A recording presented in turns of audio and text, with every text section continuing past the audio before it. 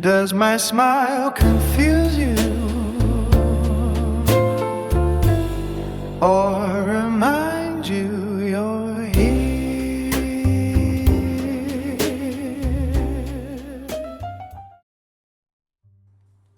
Okay, so welcome to, again, Does My Smile Confuse You? And rain is stepping outside, but I'm doing something to set up the duration, the rest of our shows forever, because she put up philosophy, psychology, and wonder as the underlining theme of what we're doing with humor and comedy, or comic sense, I should say. But every day that I live, I realize more and more how important what we're selling, the value of humor, the value of play.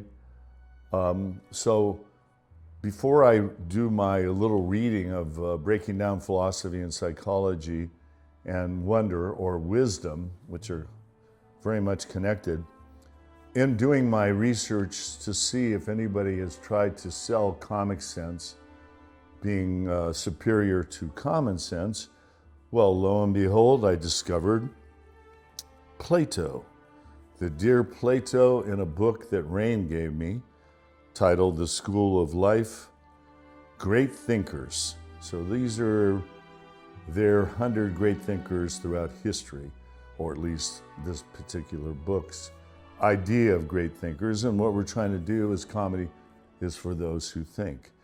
So here's what Plato had to say about common sense. He observed about common sense, he observed how many of our ideas are derived from what the crowd thinks, from what the Greeks called doxa, and we'd call common sense. So to the Greeks, doxa, common sense are synonymous.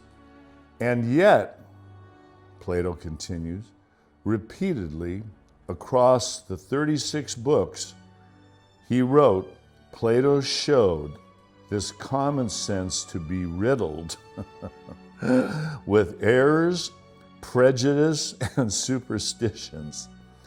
Popular ideas about love, fame, money, goodness simply don't stand up to reason.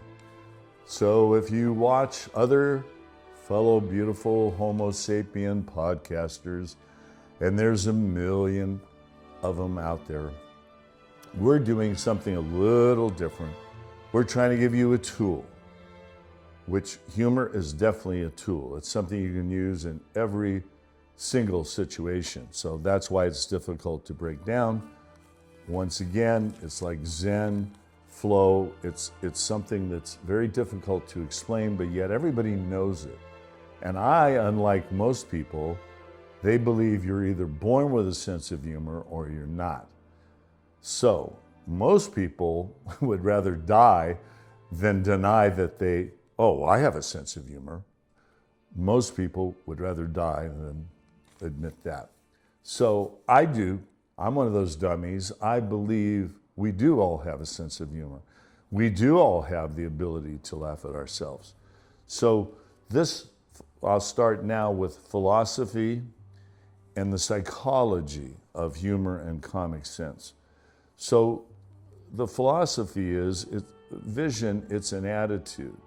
The philosophy of humor and comic sense is it's an attitude toward life.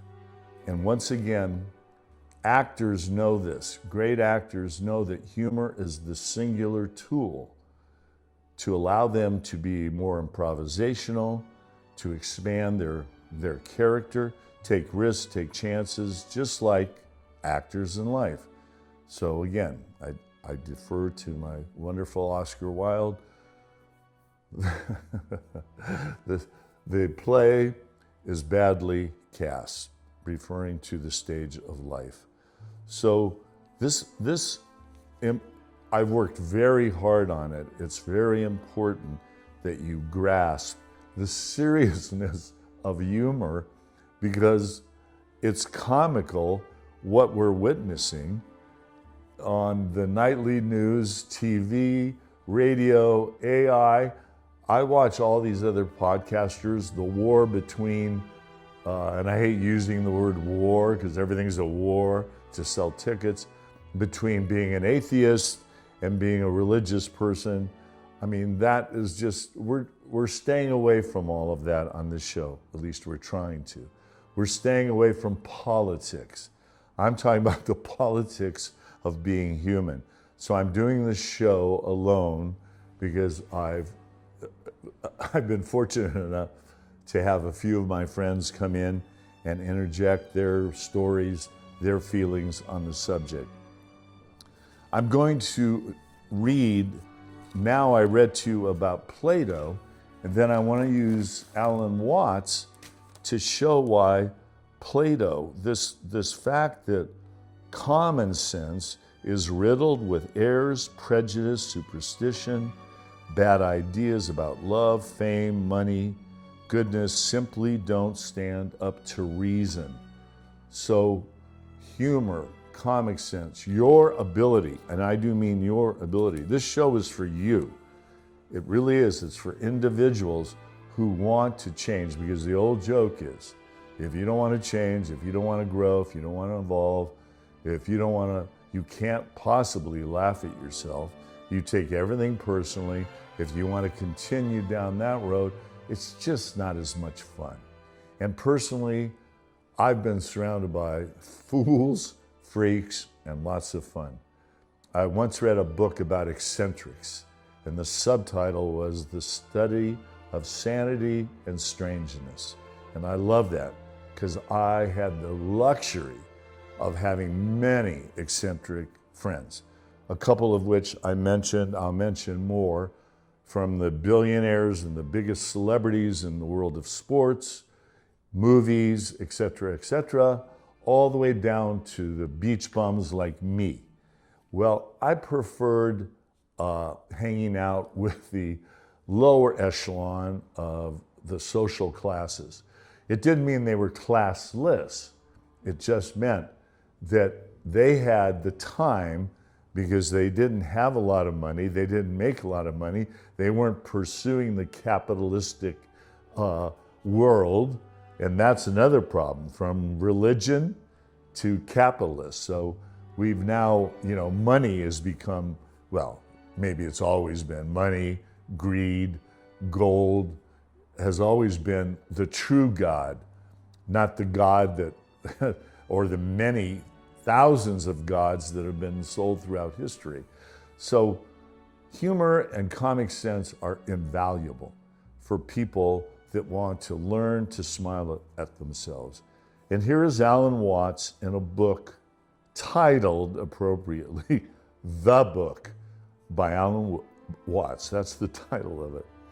Just as true humor is laughter at oneself, true humanity is knowledge of oneself. So this show, at the end of the day, liberal arts and humanities are really suffering in colleges, schools, everywhere. Everybody knows it. Now here's the funny part. I'll slide in a little joke. Just like true humor is laughter at oneself, true humanity is knowledge of oneself. So here's a funny line by Goethe, a very well-known poet, philosopher. Goethe said, following Socrates, if I knew myself, I'd run away. Okay. I love that, because in other words, you have to see the duality, you have to see the fun of looking at the other side, of making fun of yourself, of just, you can really learn to enjoy yourself if you can learn to laugh at yourself. And by the way, all your family and your friends. It took me 25, 30 years to teach my beloved family how to laugh at me, the biggest fool in the whole world, because I had to fight mom and dad, my brother, all of my extended family to be true to myself. And my true nature was to play. And I just watched, I have to digress, I watched the great and beautiful John Cleese. 1991, he recorded this about creativity. John Cleese was talking, and the references he made were to play and to humor, to be playful and be creative. And he did. I lost him in the fire in the Palisades. I lost my home and thousands of books, of which I had John Cleese and a psychiatrist, I believe his name was Skinner, that he wrote 2 books with, Family and How to Survive It and Life and How to Survive It.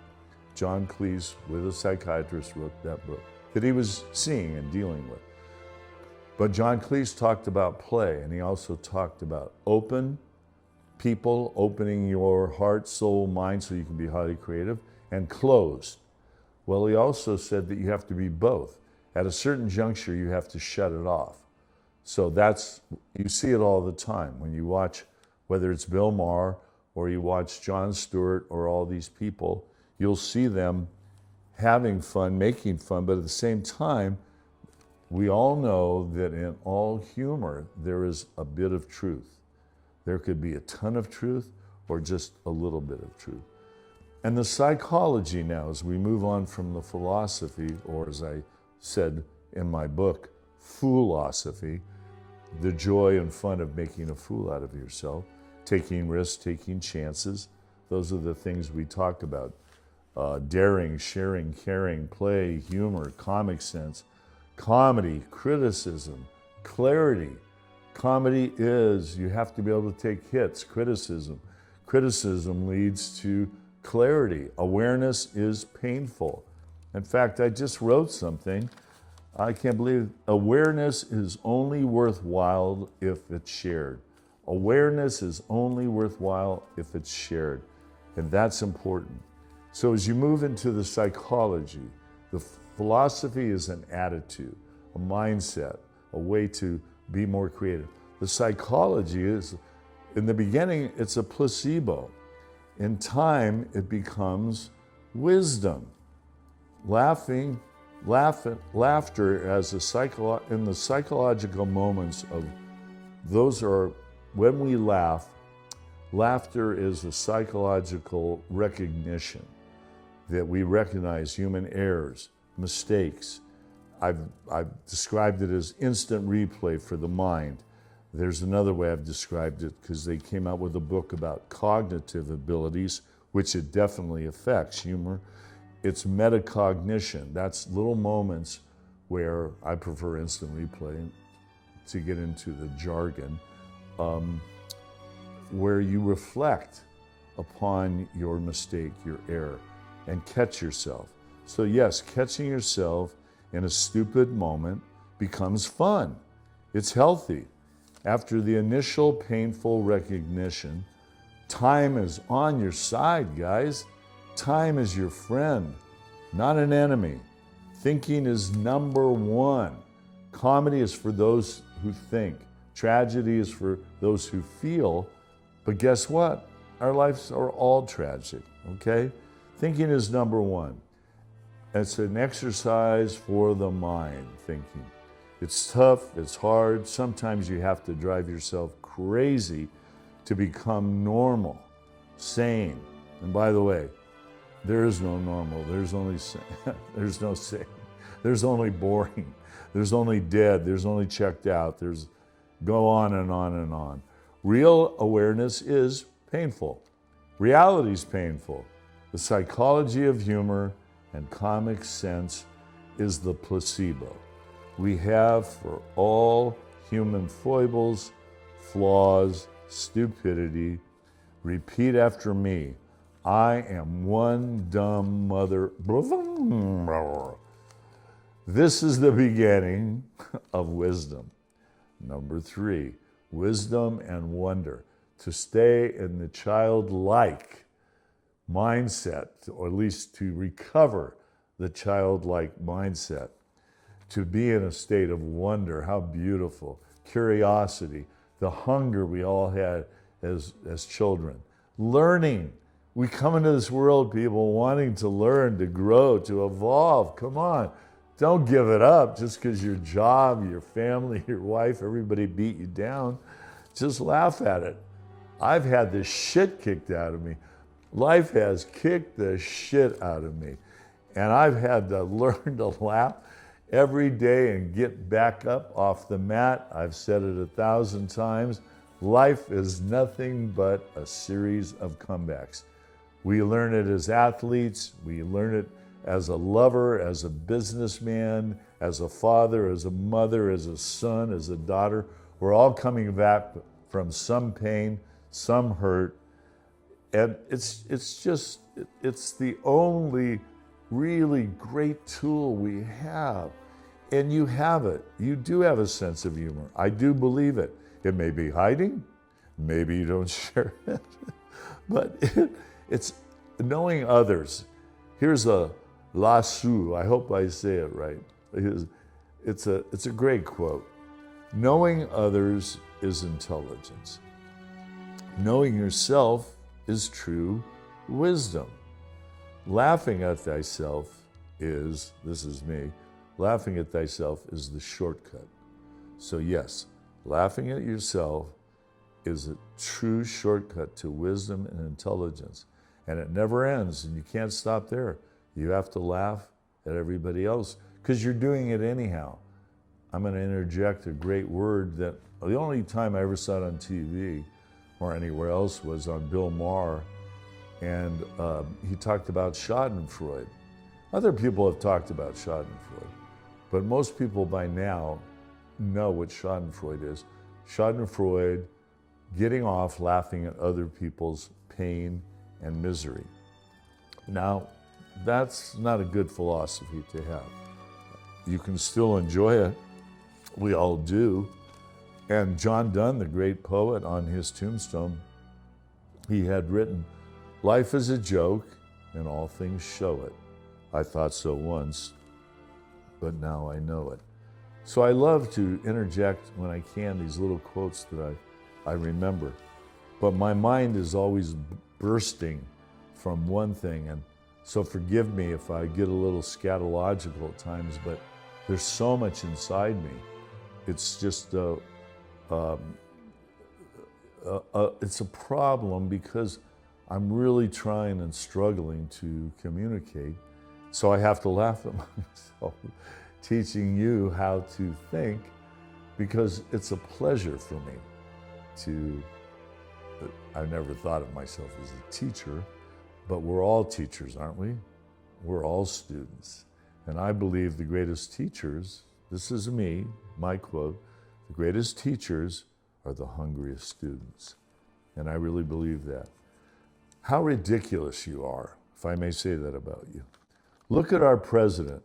Why do you think every comic has fun making fun of the most powerful person in the world? Think about that. Just take a moment. I don't care if you're a Trump, the greatest supporter, love him to death. Just think about it. It's okay. You love him because he makes you laugh. You love him for whatever you want. If you don't love him, then you have the opportunity, well, you have to laugh at him. Otherwise, you drown under the insanity that not only he, but every other politician pretty much throughout history have been out of their friggin' minds. They don't care about people. They care about keeping their job, their tenure. They lie going in. I'm making a bold generalization, which has been made by Will Rogers, Mark Twain, so I'm in pretty good company. Do your homework. You know exactly what I'm talking about. Besides, if you're a Trumper, you're laughing at Obama and Clinton, and your team is better than my team. You wear a red hat, I wear a blue hat. I don't wear any hats. I've never voted. I'm like George Carlin, so I have a right to talk about it because I never voted for any of these idiots. And in the end, here's why they're idiots. Even if they're beautiful, beautiful Homo sapiens that went in with all grand, great intentions, the system swallows them up. They can't, they're a single person being a president, dealing with Congress, dealing with all these different idiots. They're all idiots. I hate all politicians. That's my generalization. But anyhow, think about Trump. It's frightening. but we need to overcome all our fears. So we have to overcome where we're at right now. We've got to move forward. We have to overcome all of our stupidity. And believe me, you are as dumb as I am. And if you can admit that, then you can actually be a little bit smarter tomorrow. So here's my last word on where I'm at right now and what the show, in one word, play all the words I use that I love. Here's the end of this show. Help! And as Rain would say, Rain, I'm coming over to you so you can say, Stay human, keep the change. oh, I love her voice. Thank you very much. Thank you for letting me do that. I really can't thank you.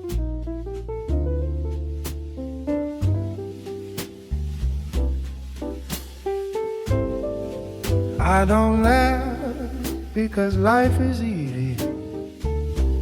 I laugh because I see the mind can sell you stories, then charge you rent to be free. They call it normal to panic, to worship the loudest fear. But a thought becomes a prison the moment you hold it near. So I ask one honest question, not to win, just to wake. Is this truth I'm believing, or just memory and ache? I use humor like a flashlight in a room full of certain lies. Comic sense isn't comedy, it's sight with a smile in its eyes. Critical thinking is mercy, consciousness is breath and release. If you can laugh at the story, you can finally step into peace. Sometimes I'm quiet and listening to a child asking, is love safe? I don't fix him with answers, I stay and give him space. So laugh, not to escape, but to see what's always been true. Nothing real is against you, and life is quietly loving you. Does my smile confuse you, or remind you you're here? Does my smile confuse you,